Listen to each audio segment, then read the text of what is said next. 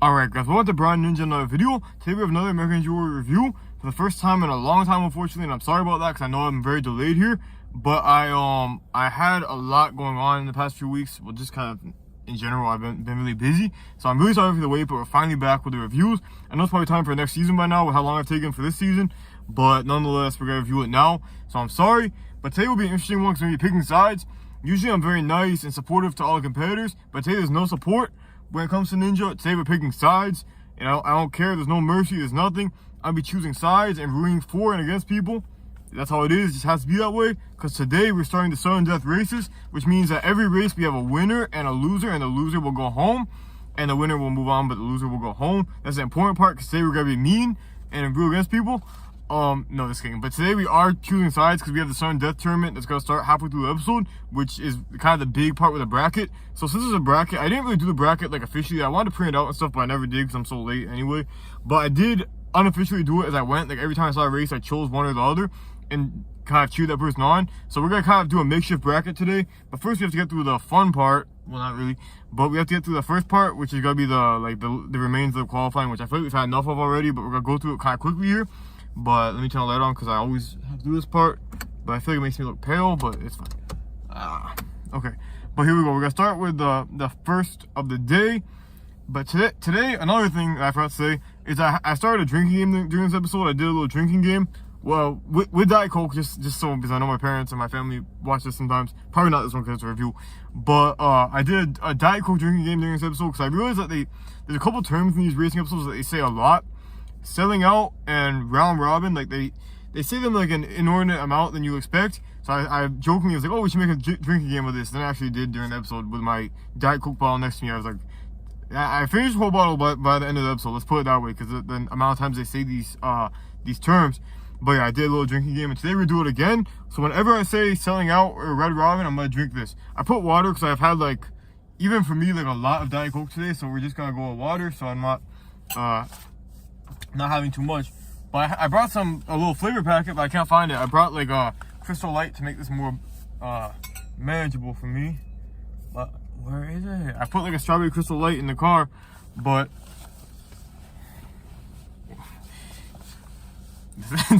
this is why these videos are late, guys. Everything's a mess in my just general everything. Okay, I just got to drink water today, guys. I don't know where I put my Crystal Light, and I'm not very happy about it. But okay, back to the episode. Every time I say selling out a red robin, I'll drink this water with no flavoring, unfortunately. But okay, the first race of the day was Kay and Forcia and Cole and Scooster. They said it was a loud race because they're both like, one's a frat boy and one's the one that's like a chatterbox ninja. So that was kind of how they characterized it, the loud race. And it was a good race, but Caden ended up winning and Colton failed the last obstacle. And during this one, they said selling out. I think, yeah, they said selling out. Oh shoot, I said selling out, so now I have to drink this. But yeah, they said selling out during this race, so I proved my point. Okay, that's the progress. Then the next race was Kyle Soderman versus Max Feinberg, who did in the past, his mom had breast cancer, and he does like advocacy for that. And he has a shirt, which is a nice thing. I think we're about to be in the breast cancer month, because I think October is breast cancer month. That's why they have pink in October, right? I think. But either way, that's nice that they represented that. And Max ended up winning, so good for him. I'm happy for him. Then we have 4 fast forwards, which were, I'll say them all: Josiah Papel versus Tate Becker, Matt D'Amico versus Luke Lozanki, Darren Perez versus Noah Munier, and Spencer Johnson versus Amir Malik. And all 4 of these races kind of had the winner that you would have expected, probably. If you just like thought about like who do they show the most, who's the most like favorably presented and the most like successful in the show, they were all kind of what you'd expect, which again plays into my thing I said before, that the fast forwards tend to be the more like obvious races with the less interesting, like less upset of results.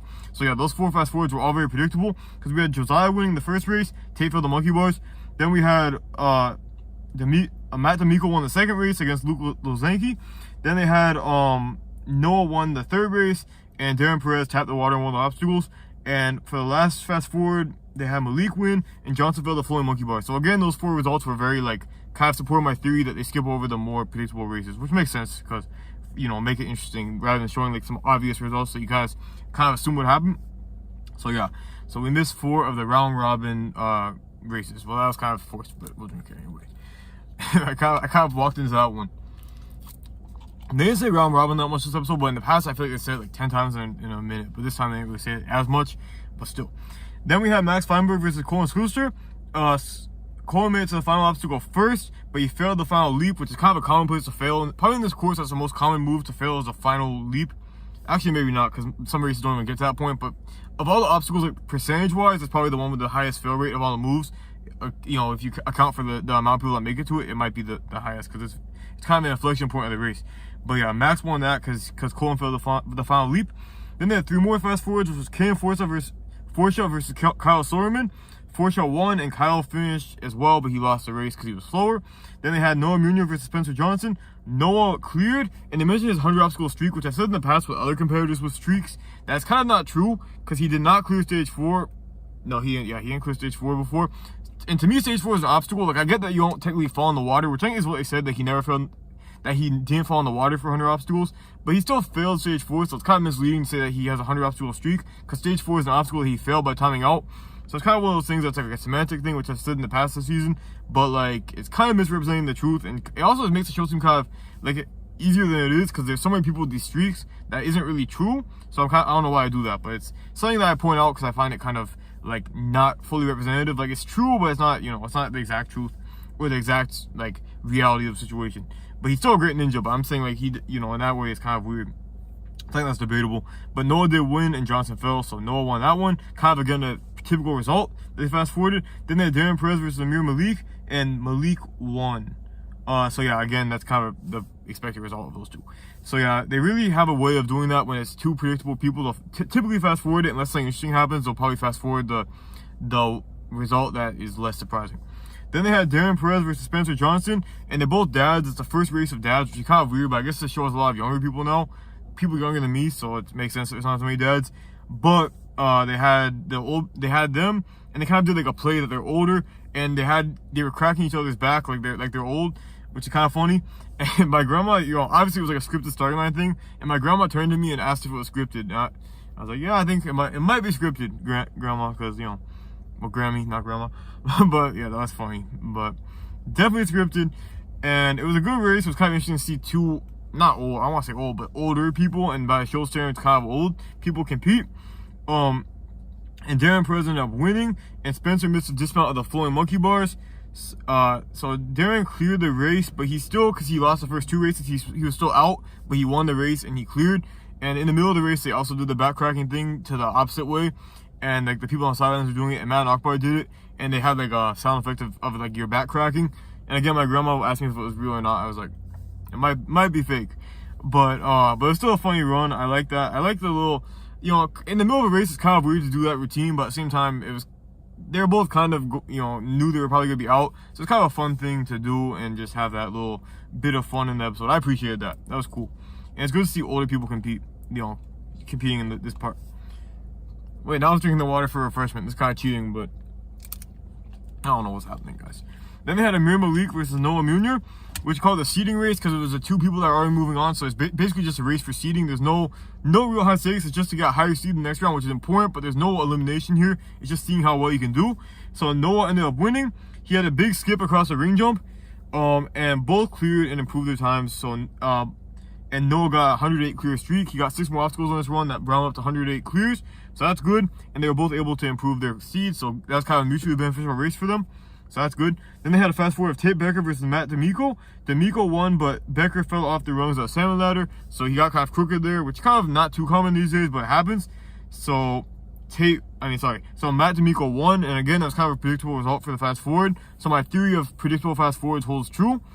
And it typically does in this part of the show. Then they had Josiah Pipel versus Matt D'Amico. Another seeding race because they were both guaranteed to move on. Josiah hopped up the devil steps. I wrote that, but I watched this 2 weeks ago with my grandma, this part, and I watched the rest of it tonight. I don't really remember the hopping, but I did write that. So I guess he was kind of like doing like instead of like moves, he was doing more of like a hopping of it. So yeah. So that's good. That's kind of efficient, but it could be slower depending on how you do it. But that's good. And Josiah cleared and improved his seeding, and Matt fell and couldn't improve his seeding. I wrote really small there.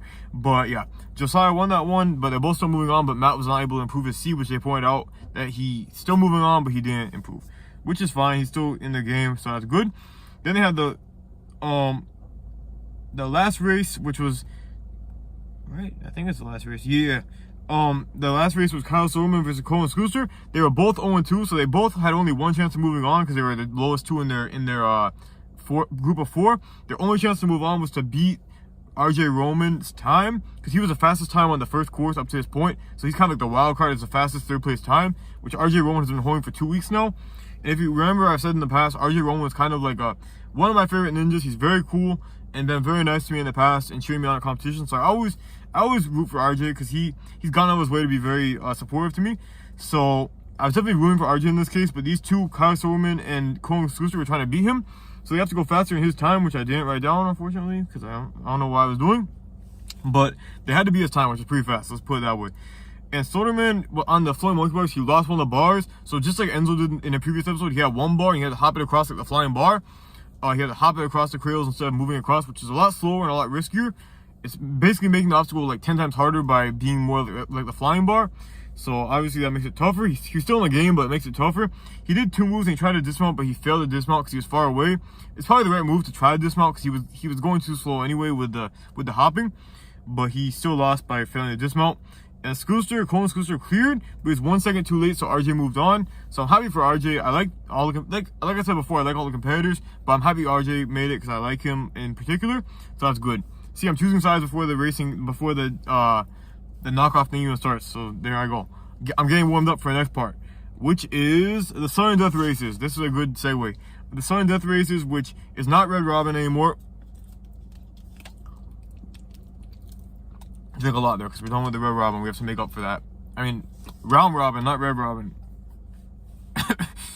I drink too. I'm not used to drinking water. This is okay. This video is gonna be something, but that's actually burning my. I don't even know. It's like a brain freeze and also burn my. I don't know what's up with that. I guess it really is. I'm not used to drinking like plain water. But okay, the Sun and Death races.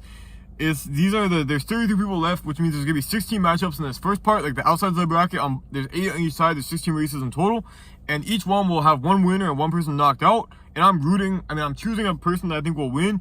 Just to clarify from before, I'm choosing the person I think will win, not who I want to win necessarily. It might be the case. I'm usually pretty ambivalent towards both of them. It's like, okay, whoever wins, I don't really care, or I don't really mind either way. But in this case, I'm choosing someone I think will win and then rooting for that person, kind of like just have a little bit more investment in it, and because we have a bracket, it's kind of a cool thing. So I figured I'd do that, and now I feel kind of like a stereotypical sports viewer, which I don't. I think like people who cheer for one team and they're only happy if their team wins, like that. I hate that, but now I'm kind of becoming that. But we're only doing it very temporarily for each race. I'm not becoming someone that like puts their whole life on their football team winning. But yeah. Okay, so we're gonna have me choosing the races. In most cases, I will root for the person that I chose beforehand.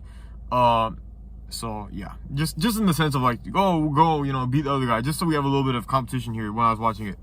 But the first race was Evan White versus Daniel Gill. I underlined Evan White's name because Daniel Gill is obviously a very successful ninja, but I know the trend of this season is that there's younger people who've been doing better, especially in speed stuff. So I went for Evan White just thinking of that, and they did a little piece on them, and then they had them go. Daniel Gill started out the course ahead for the first couple of obstacles, but Evan White passed him on the green jump.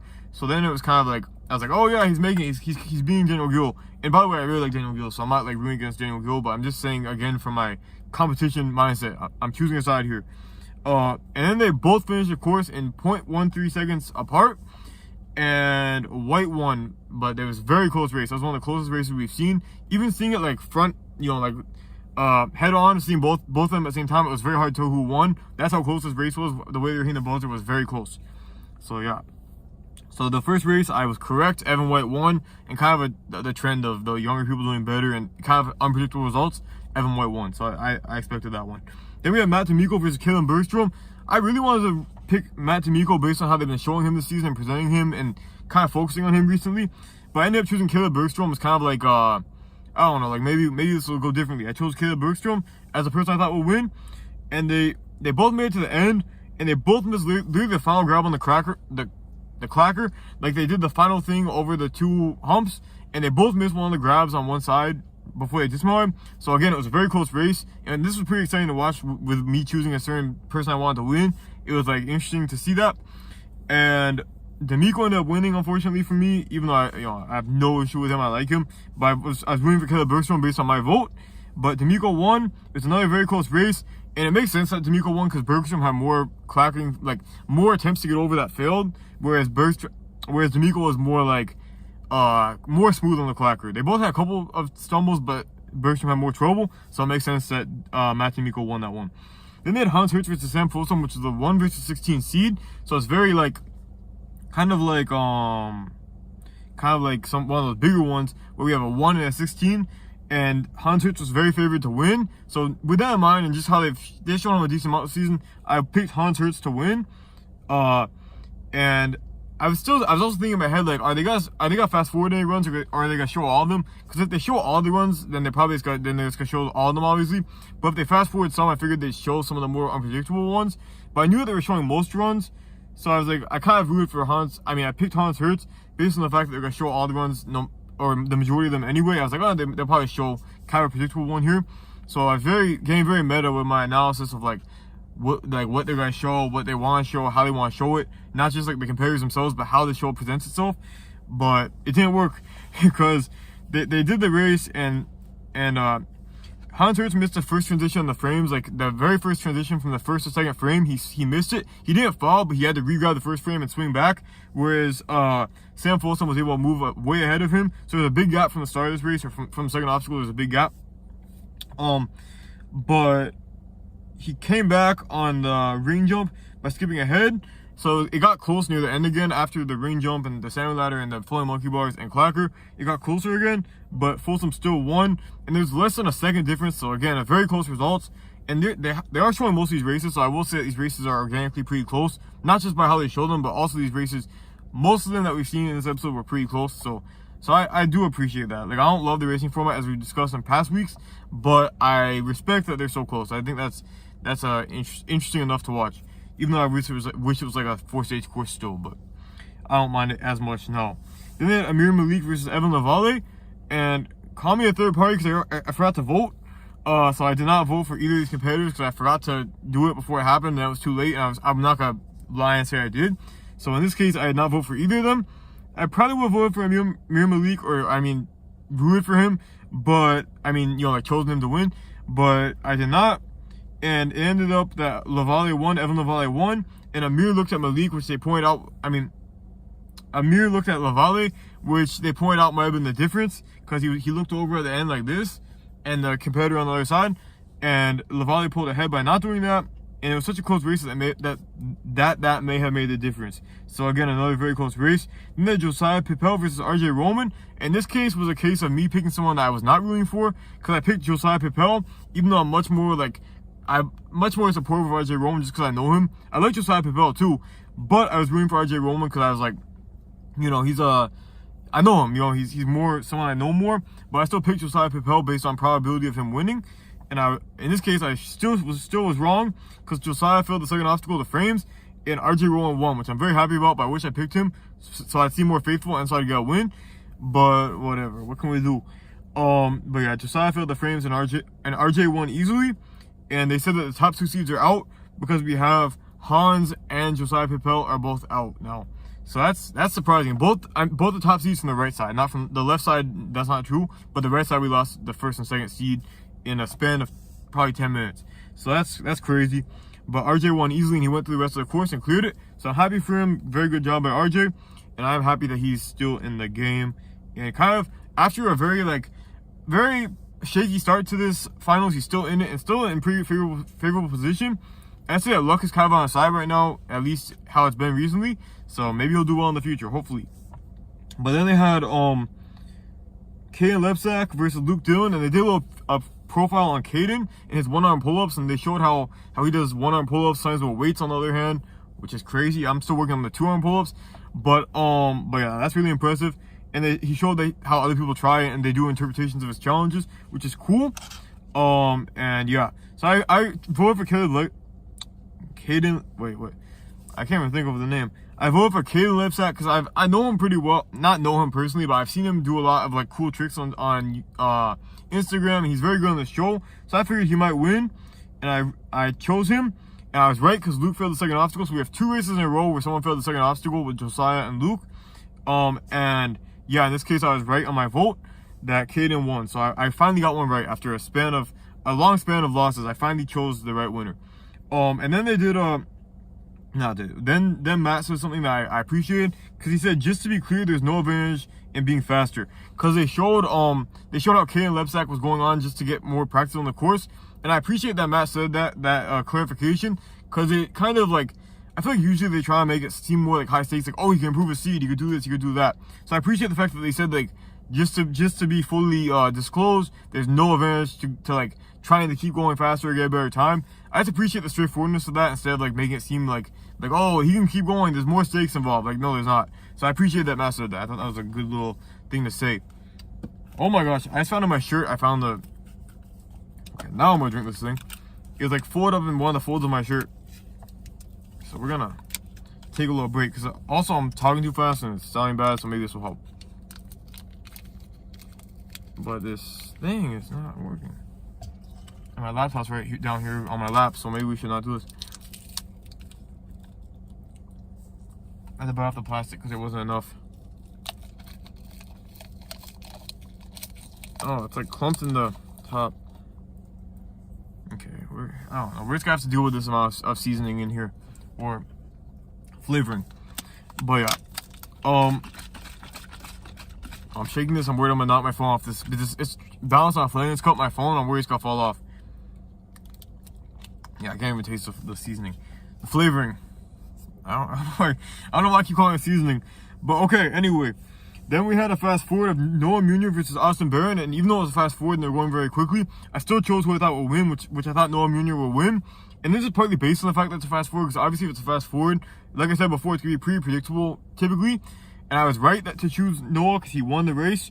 And he won and had a 114 obstacle streak at this point. So that's very impressive, and I knew basically when they showed this as a fast forward that he would win, because they wouldn't fast forward it if he lost, because if he lost it would be an upset, so they show it. So I knew he would win. I was pretty much banking on that. So yeah, I was right.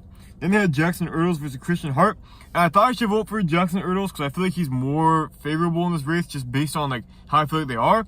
But I chose Christian Hart because I had a feeling he might win. But then they did a story on Jackson Ertles, and I felt bad for not voting for him, because he talked about how he's like, he had a season a few years ago, and then after that season he kind of was like depressed, he felt sad, and he couldn't really even know why, but just no matter what he did, he felt sad. And I know that like that feeling, like even when there's no like tangible thing for being sad, like sometimes it's just like, you know, it's like sometimes it's like bad. I'm not even saying I've had, you know, I'm not saying I have the same feelings, but like sometimes you just feel sad, and it's like you don't even know exactly why you feel sad, but you just do. So that story, I felt for him. And you know, I'm glad he's doing better now. He got help and he's doing better, so I really appreciate that story and him talking about that. So yeah, but that being said, I didn't root for him. I rooted for Christian Hart because I cannot lose my sides here. But I was also you know, pulling for him in my own sense. But then Christian got hung up on the floating monkey bars, and Jackson struggled a bit on the clacker, but he still won. So Jackson won there, and I did not get my Christian did not win the guy I voted for. But Jackson won, and I kind of rooted for him just by a story, so I guess I got half credit for that. That's fair, right? But no, I really that was a good race, and I was not sure on that one. I kind of switched to Christian at the last second, and he ended up losing, but I think that could have been an interesting bet either way. So yeah. Then they had Taylor Green versus Isaiah Thomas, and this one I had to think about as well. Like this one I went back and forth a little bit, but I decided to choose Isaiah Thomas to win, just because I thought he might have a slight advantage here. And they did, on the race, he did have a slight advantage because Green stepped back ahead of the swinging frames to get like a running start, which is a good idea in some cases, but I think in this case it kind of put her behind too much, and Isaiah Thomas was able to pull ahead, so he got ahead of her. And they said how Taylor's ran her own race in the past, which is true. She kind of run her own pace and like not rushed it, and just pull ahead at the end without her opponent falls, which is a good strategy, and I often say that to myself when I'm doing like races, to run my own race. But in this case it didn't work, and Isaiah did win because he was going very fast and she didn't have a chance to get ahead of him. So she did go a bit too slow, but it was still a good race, and Taylor failed the monkey bars anyway.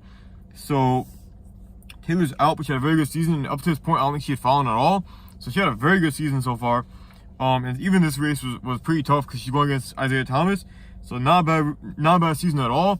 Very good, especially in the semifinals, was very impressive. So yeah. And then they went to break, and they came back and they showed the Active Cash credit card overhead view, which is their newest attempt to shoehorn a sponsor into the show. And they showed basically the Isaiah Thomas and Taylor Green race again. They did like an overhead shot of it, which was like, I think we've seen that before, like an overhead shot of races. I don't think it's really exclusively done by Active Cash Credit Card, but they acted like it's some brand new thing. Then they showed like a super close view of Taylor Green doing the obstacles. It looked like the same thing as always. I don't really know what they were doing there. They really tried to sell like the Active Cash Credit Card, like the cool camera angles, but it really was no different than usual. So I didn't fall for their marketing. But that being said, I think I have an Active Cash Credit Card anyway, so I think I'm still supporting their company, even though I thought that part was stupid. So whatever. But yeah, that part was kind of redundant to me, but I know they just have to get a sponsor in there. Then they had Enzo Wilson versus Ben Behrens, and I chose Enzo to win because I feel like he's just more favored. But I also thought Ben Behrens could definitely do well as well. And then Ben ended up being ahead for most of it, so I was like, dang it. I was automatically kicking myself for choosing Enzo because I thought he would win. But in the end, Ben was ahead for most of the race. And they both missed a move on the clacker. They showed like a side-by-side view, like with a divider in the middle. They showed both on both sides, and they both missed a move. But Ben was able to win, and they showed something that I was curious about because I've seen in the past, like on Instagram, I saw someone try to do the clacker where they did both moves at once, like jumping over. So instead of doing like the one and then reach over with the other, they tried to do like almost like a lachey or a jump up over. I've seen people do that before, so I was thinking like, what if someone tries that in the race? And I kind of want to see that. And this attempt, we kind of saw that because Enzo tried to do it. It didn't work, but he got one side over and the other side stayed back. But it's a pretty tough move, especially when you're like tired. But I respected him for trying that because it was a good move to save time. I was thinking like that could save time if you do it right, but it could also just very much not work. Which I think it probably is better to just do one at a time unless you're really selling out. Selling out. Now I got some strawberry flavor. But yeah, unless you're really selling out, it's probably not worth it. But I wasn't interested to see that, so I'm glad that we saw that. And I saw my idea come to life, and he tried it. It didn't work, but still. So Ben won, but Enzo tried my move, so I respect him for that, even though he didn't win like I thought he would. So yeah. Then they had Luke Beckstrand versus Jason Behrens, which is another race. Well, obviously, but that's another race. I rooted for Luke Beckstrand. I was with most of these races, like I said before, I was very like not sure, but I thought Luke Beckstrand was more favorable based on his results and the fact that his brother's beating me in another race in the past. Don't tell anyone. But at the same time, Kai Beckstrand's a very good ninja, so I can't really even be ashamed of losing to him in the past. But yeah, I remember that race from 8 years ago. He beat me in some Ninja Tour thing, which is on this channel. But yeah. But anyway, I was rooting for Luke Beckstrand based on his and his brother's very good ninja story. So I thought Luke Beckstrand would win it, and I was right. And Jason ended up filling the flowing monkey bars. So it was a good race, but Luke ended up winning. And it's very good for me because I got my correct answer. Then they had the last race of the day, Kai Beckstrand versus Isabella Folsom. And okay, you guys can call me crazy all you want. And I kind of am crazy. But based on I knew this was the last race of the episode, and I knew like they kind of showed the more upset races. And I knew that Kai Beckstrand is like an amazing ninja with a great great resume, and this season they've really been pushing him. But I still went against like my better judgment and said that Isabella Folsom will win. Cause okay, it's the last race of the day. They were showing it. They're kind of building up to it. I thought it would be like a big upset. Like, you know, they saved the big upset for the end, which has happened in the past. So even though all signs of like placement and seeding and everything, I should I should choose Kai to win. I chose Isabella just as like a big upset at the end of the episode. I really thought this. I thought she'd win, but I was wrong. And Kai Beckstrand ended up winning. And it was pretty much like, not saying it wasn't too close. And the whole run, they were talking more about Kai. Like the hosts were talking about Kai and Kai building him up. And I feel kind of, not feel bad, but Isabella kind of got glossed over in this run. I think they put it last because Kai had the best time of the night. So I get why they show it last, but at first I was thinking like maybe it would be the best time of the night, and that's why they're showing it last. But I really thought that it might be like a weird result, like Kai fails the first obstacle and it's like a big upset at the end. I kind of was expecting that, but that didn't come to be, and Kai ended up winning and Isabella's out. But they both finished the course, so that's a good way for her season to end as well. She had a pretty good season, and she ended it strong by getting another buzzer. So you can't complain if you end the season on a buzzer. Well, actually, you probably could complain, but it's not a bad way to end the season, is my point. So, yeah. Oh my gosh, guys, this water, I should just drink more water to begin with because my throat's so dry. But here we are anyway. So, yeah, this episode, I enjoyed it. I definitely got into it with the picking sides thing and the drinking game. I was definitely doing a lot of fun to make this episode more enjoyable. Because to be fair, I put this off for weeks. And probably partly because I'm like, it's just hard for me to devote 2 hours to like this. So I try to do other stuff during it to either keep me entertained or get exercise or something. This time I ain't really doing any exercise, but I figured I'd do this just to kind of have a little bit of fun with it. So yeah. But that being said, thank you guys for watching. I appreciate it. I'll see you next time. Hopefully it won't be another month till I do another review. But this will be the last review coming up. My last ever Ninja review. Thank God, because it's just too much effort for me. But thank you guys for watching. I'll see you next time for the finale. To pick more sides, to choose more winners, to choose more people to go home, and to find out who's the champion. But until next time, thank you guys for watching, and peace out.